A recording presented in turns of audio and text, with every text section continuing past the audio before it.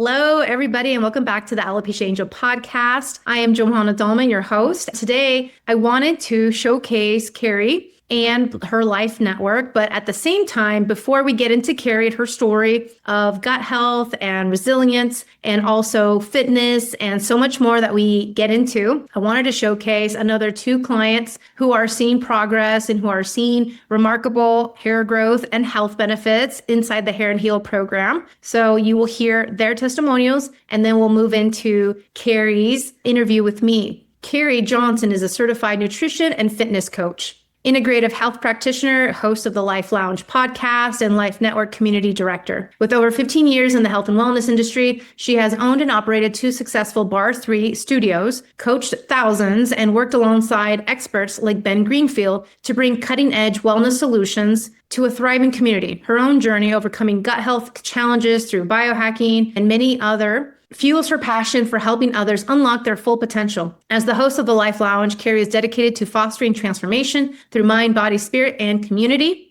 creating spaces where people feel supported, encouraged, and empowered. So I can't wait for you to hear that episode with Karie Johnson, who is also a dear friend of mine, and then also these next two testimonials. So here we go. Thank you. The last dermatologist, she thinks that it's telogen effluvium. My mind was stuck. It was on this repeat of, I'm going to lose all my hair. People are going to notice. What am I going to do? I'm going to have to get a wig. Just this constant replay, even though I've been on a lot of antibiotics my whole life because of sinusitis, bronchitis. I always tried the natural route first, but the dermatologist I had before said, I'm going to put you on minoxidil, finasteride. I picked up the prescription, but I was like, I don't want this. What would you say to anyone who's on the fence? Do it because you're worth it. Getting your life back is worth it. A little bit like on my head. So there's hair growth on your hair.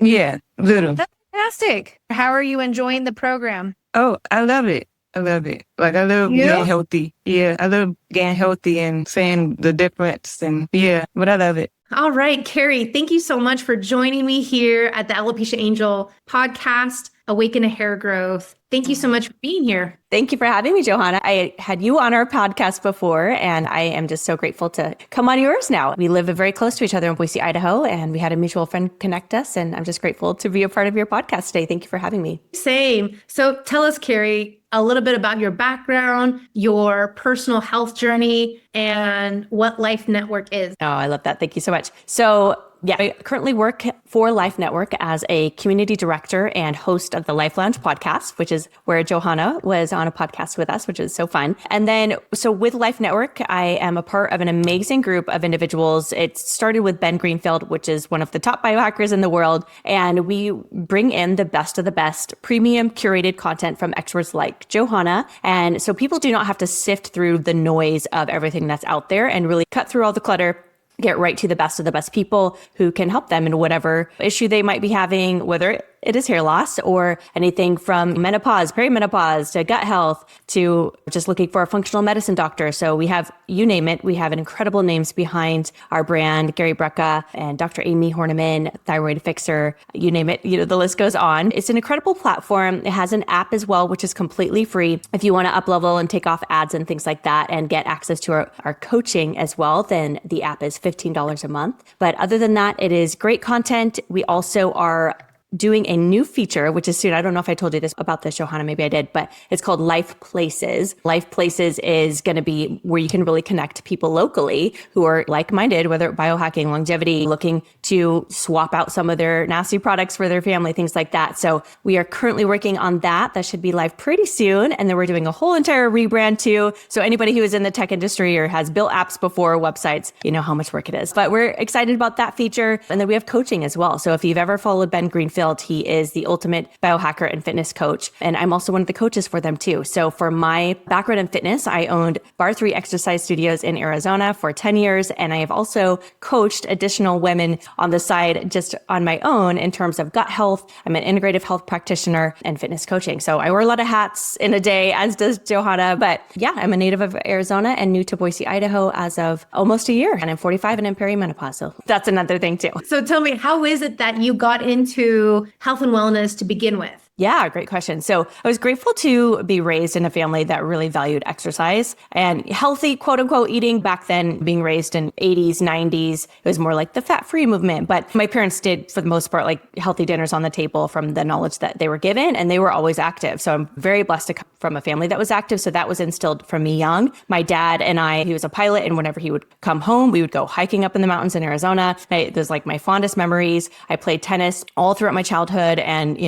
through high school, and absolutely loved it. Was into yoga in college, you name it. I've probably tried every single fad or form of fitness. And then what happened with Bar 3, which I did for about 10 years from 2013 until about 2022. And it was an incredible season of my life. And I'm very grateful to have ran those studios. I taught, I don't even know how many fitness classes, probably until 3,000 plus fitness classes. And we're like, it could be more, but that's just the teaching part and then taking classes too. So I loved Bar 3 because it pulled in not only like my love of yoga, it was a great focus on posture, but it pulled in Pilates as well. And then functional movement, functional fitness. And I felt like that is so important in today's day and age, like being able to reach up over your head, to put your suitcase up in the overhead bin, to bend over, not hurt your back, and really work on that core strength. So I loved Bar 3 for that. And then just moving the body in every single plane of direction that our bodies are supposed to move. It's such a gift to be able to move our bodies. Sometimes we think it's a punishment to work out, but once that mindset kind of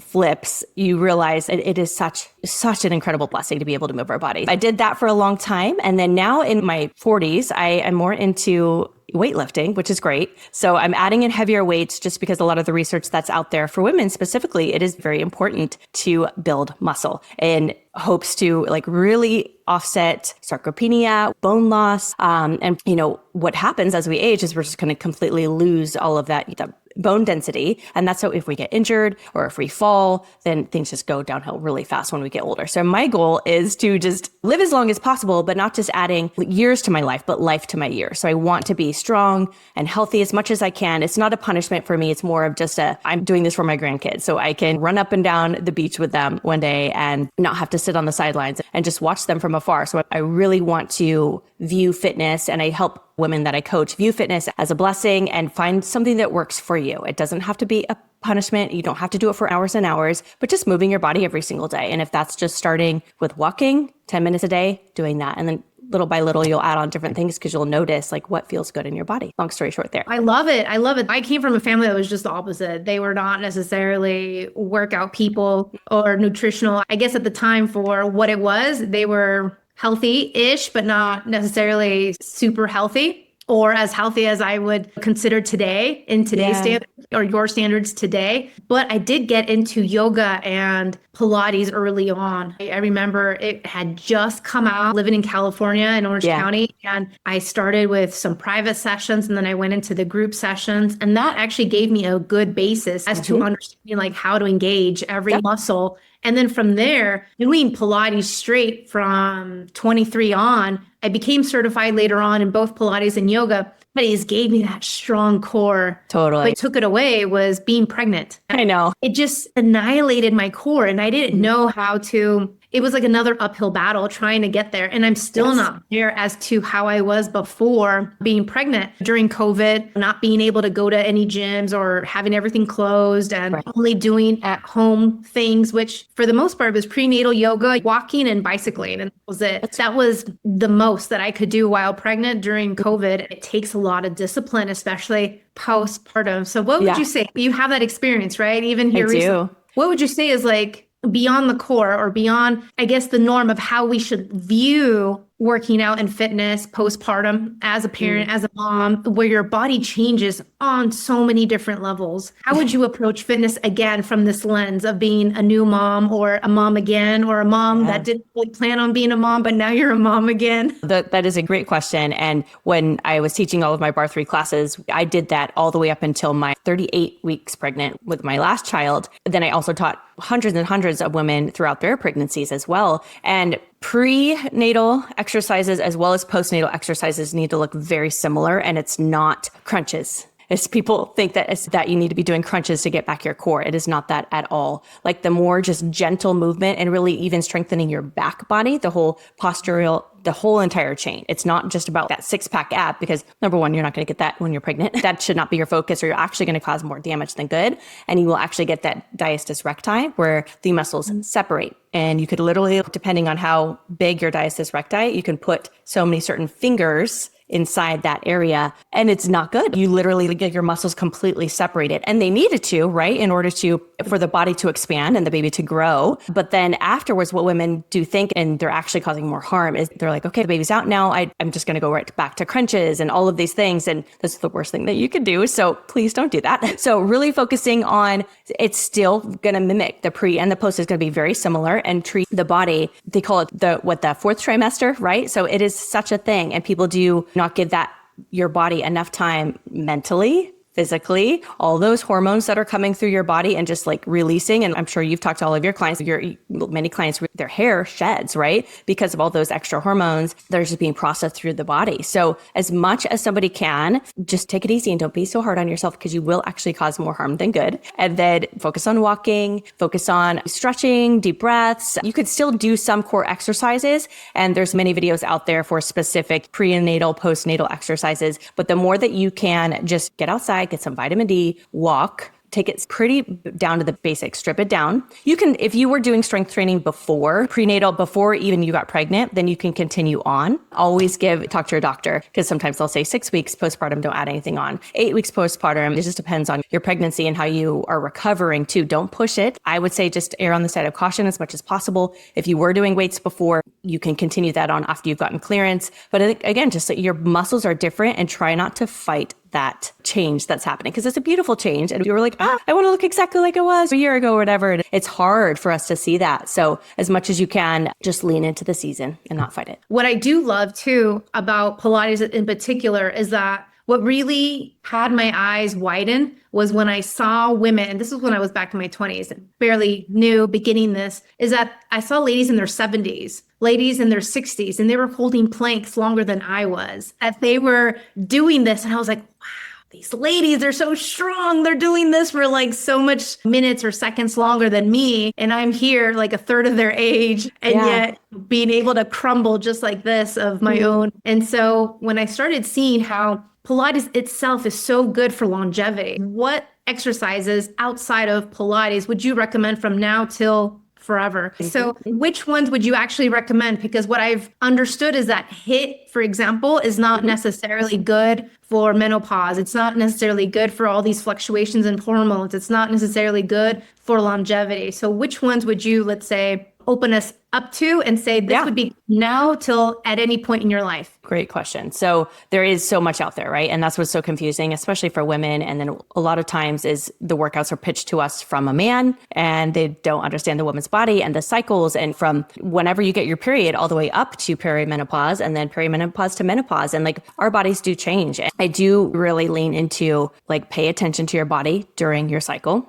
So for me right now, after a lot of research and working with Ben and his whole entire coaching team and trying every single thing under the sun, and the research backs it. So strength training 3 times a week. And if you can, total body workout, like it's total body, and it could be 30 minutes, 45, an hour, whatever you have. And if you need to break that up and do a couple 10-minute sessions throughout the day, but at a minimum 3 minutes strength. And then from there, if you can, HIIT actually is good to add, but it just depends on your cycle. So right now I'm in luteal, so I actually am not doing HIIT because the added stress, like I usually don't sleep well, my HRV tanks, my resting heart rate tanks. So I track everything through my aura, but then also at the same time, so not only looking at the stats, but just paying attention to how my body's feeling and what it needs. If I'm not doing 2 HIIT sessions in a week, just depending on how I'm feeling, what my body needs, then I'll do rebounder, bouncing up and down on the trampoline, getting that lymphatic drainage. So that's what I did today, 20 minutes of rebounder. I'll take my dog on a walk later on this evening for probably at least 20 minutes to 30 minutes, just depends. So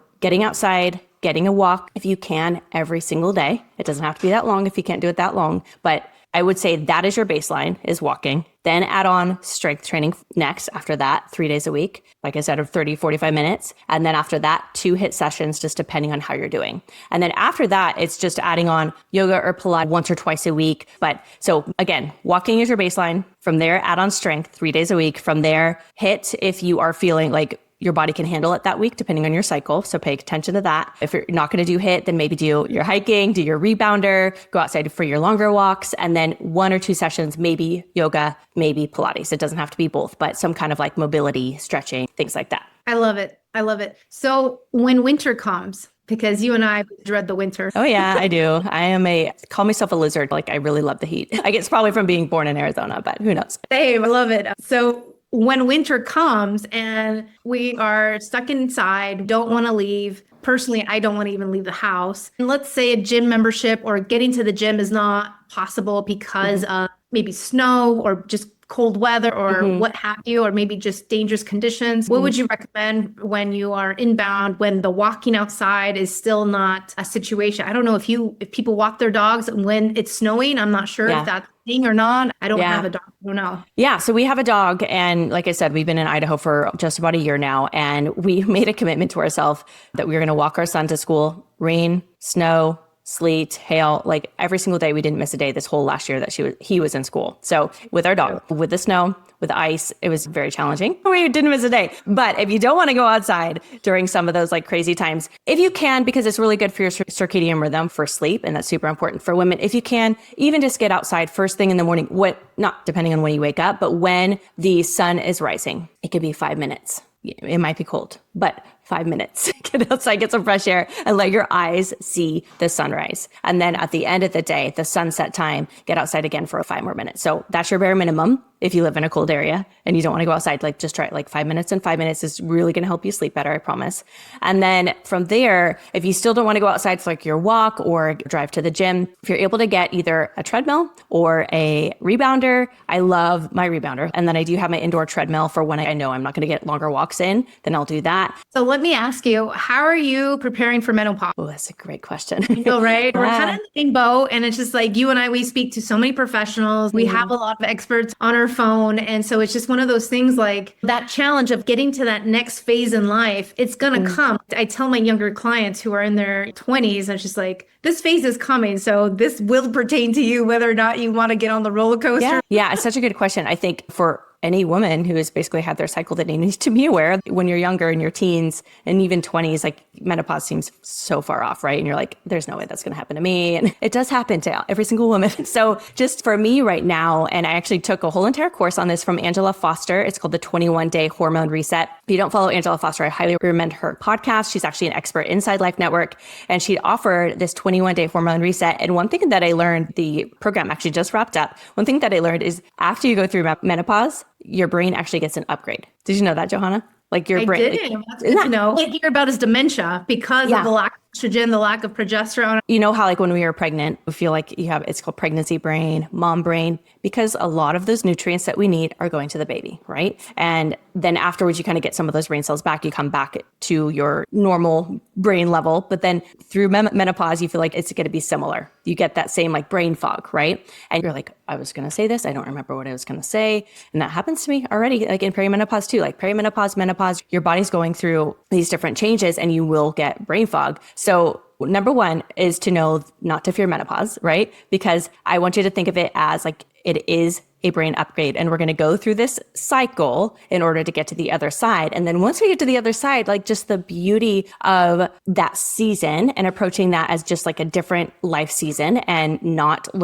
comparing yourself to who you were in your 20s or 30s or 40s, because you're this whole other beautiful woman and it's a butterfly coming out of their chrysalis. It's a beautiful season. So I would say first and foremost, it's about mindset and just not being afraid of it. And then second, yes, dementia, Alzheimer's, I think for women to be very aware of, number one, if it's in their history, and doing what you can do to counteract that as much as possible. One thing I also learned from one of our experts, I have the incredible privilege to be able to host these incredible people through Life Lounge. And so I just hosted Dr. Anika Loud. She's a functional, holistic, integrative dentist. And she was talking to me about flossing and how flossing prevents dementia and Alzheimer's. Isn't that crazy? And she was talking about it because it's the inflammation and the buildup. And so I am not a doctor, so I can't speak as eloquent as she did and like how that connection happens. But okay, I'm flossing more. So I am like, make sure you're flossing because that's going to help. And then make sure you're moving every single day. Get outside, like we talked about, as much as you can, depending on the weather, just moving your body. And if it's just a walk that day, don't beat yourself up, but try to get some sort of movement. If it's, again, maybe it's cold outside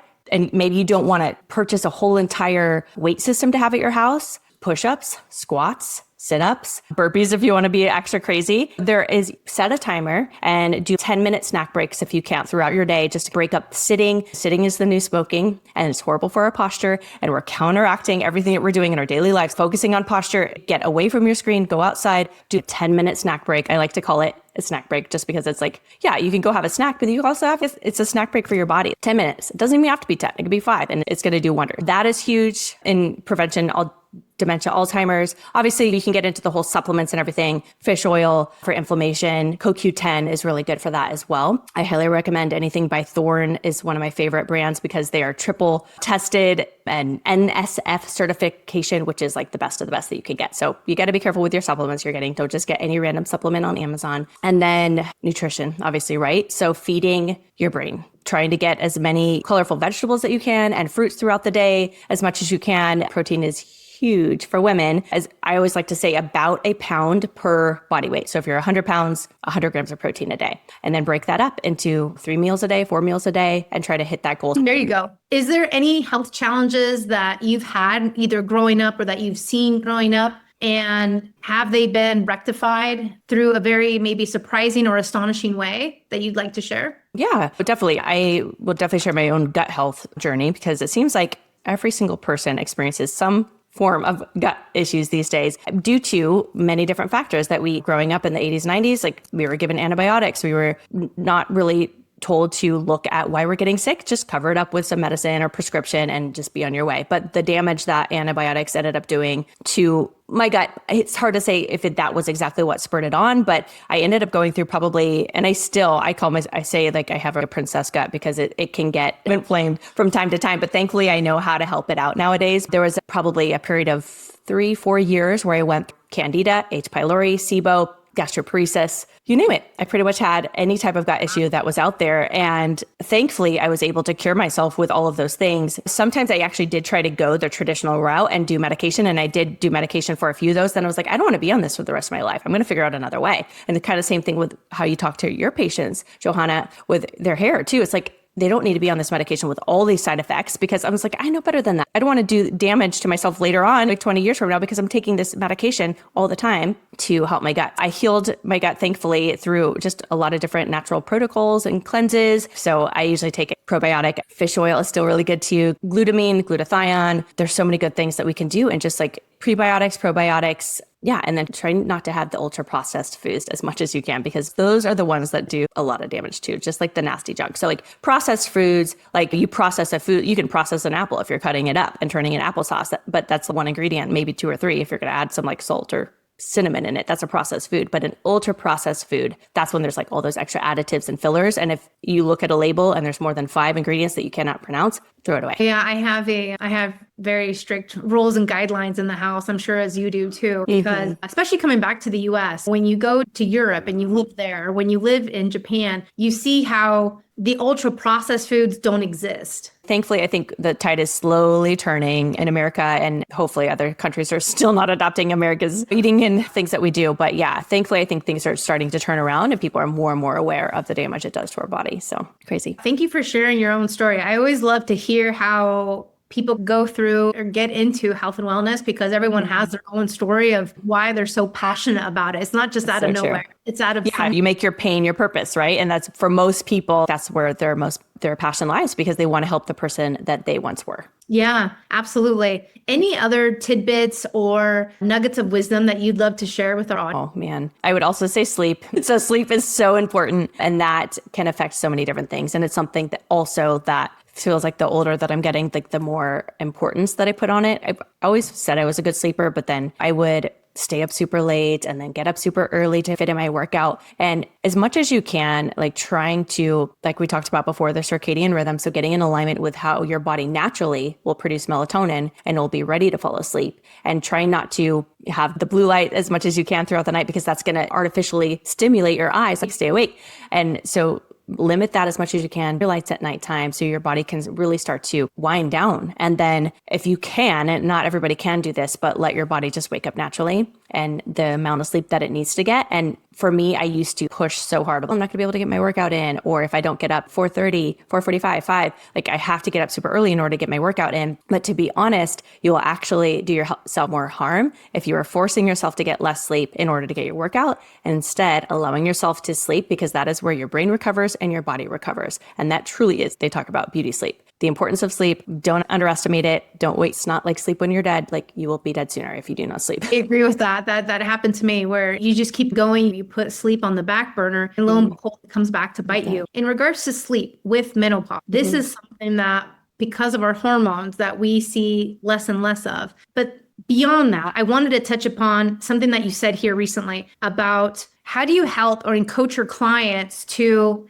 get everything in when they already have a hectic schedule and you don't want them to sacrifice the sleep? What I find is that, for example, having lived in so many different countries, you adjust and adapt to the pace of life everywhere else. So for example, in the Netherlands on a Sunday, nothing would be open until 1 p.m. Nothing. Wow. Couldn't go to the supermarket. You couldn't go to the movies. You couldn't go anywhere. Everything was closed till 1 p.m. And so you are forced to take a break. You're forced to go on a walk. You're forced to stay home. You're forced to do, what you need to do. So that productivity type A personality didn't function necessarily so well in the beginning in Europe, because you're like, what's going on? It's Sunday. Everything needs to be open. And nothing was open. Certain days and times, especially on their own holidays, which as Europeans have many more holidays than Americans. And you're like, oh my God, these people never work. It seems like it. I lived in Spain for a bit too. And I remember like the siestas are a real thing, and the place is not opening until a lot later. America is a great place to live. And I know you definitely can testify to that since you've lived so many places.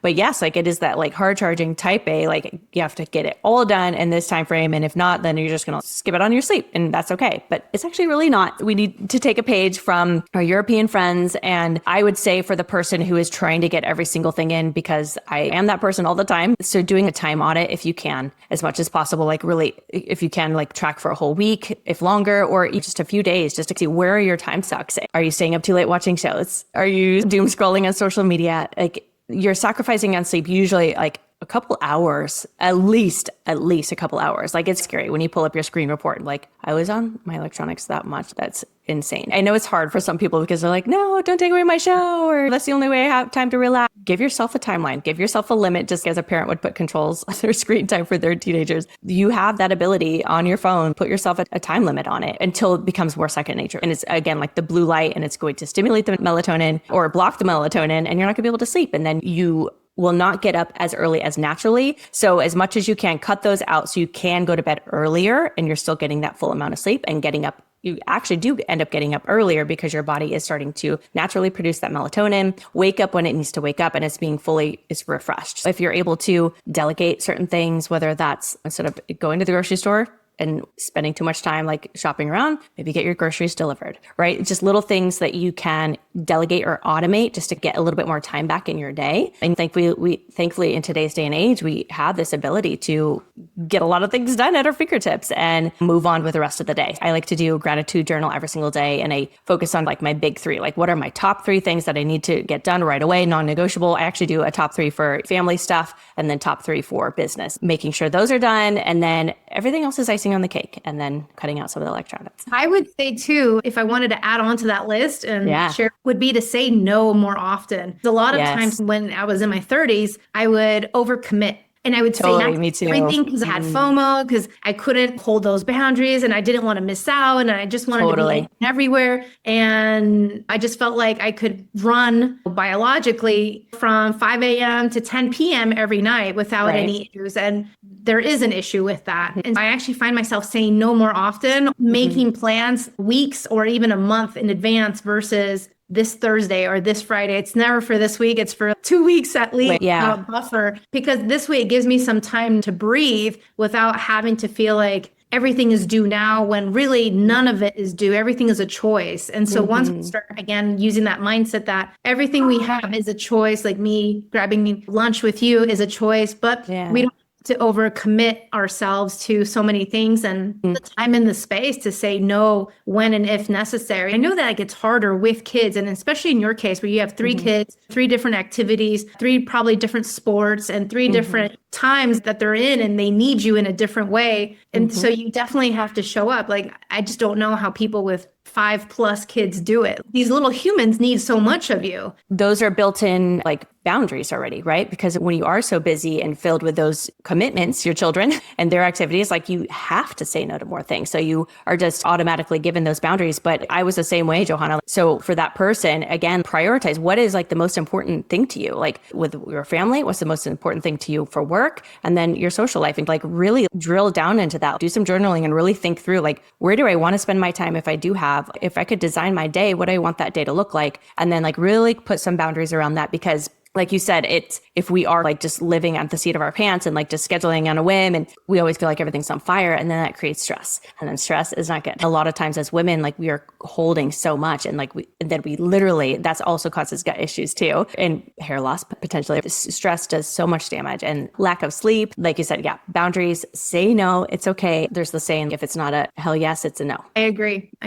Anything else that you'd love to leave our listeners with? Any things or mantras that you live by or that you wanted to share? My favorite Bible verse is Psalm 46:10, be still and know that I am God. So for me, that's the verse that's always in the back of my head, because I am like that type A achiever type of personality. And during that season of all my gut issues, like that verse was just like always in the back of my mind, be still. So it's a reminder myself and to anybody else out there that just needs that reminder. It's okay to slow down and push pause, maybe go read a book, maybe go outside and take a walk. It's okay. I think even with the slowing down part, because we're both type A's, I think that's probably one of our biggest challenges. But at the same time, it's also so refreshing once you do give yourself some space, because I don't know about you, but like when I'm in the shower, I actually have that time of space and even clarity of like new ideas, new thoughts, and new ways to solve a problem come about. And you're like, aha moment right in the shower. It always happens in the shower, right? When you're doing something routine, maybe, and you give yourself again that meditative space to think and just wander